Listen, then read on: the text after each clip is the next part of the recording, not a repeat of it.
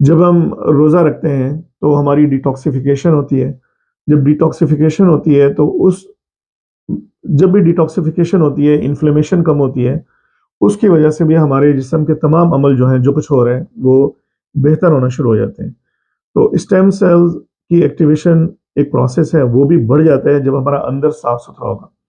हमारे अंदर डिटॉक्सिफ़िकेशन का प्रोसेस सही हो रहा होगा और कम से कम टॉक्सिन्स होंगे। हमारी बॉडी में इन्फ्लेमेशन नहीं होगी, इंसुलिन लेवल लो होगा। ये सब ऐसी कंडीशंस हैं, जो कि मोर फ़ेवरेबल है।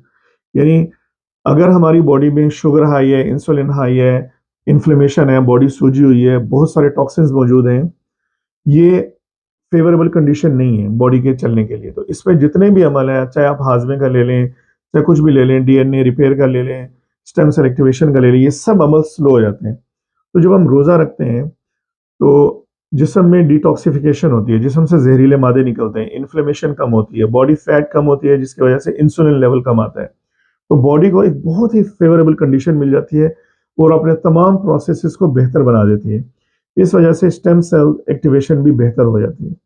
तो आप रमज़ान में रोज़ा रखें, इसके अलावा आप कोशिश करते रहें कि ईद के बाद भी हफ़्ते में 2 दिन रोज़ा रखना है।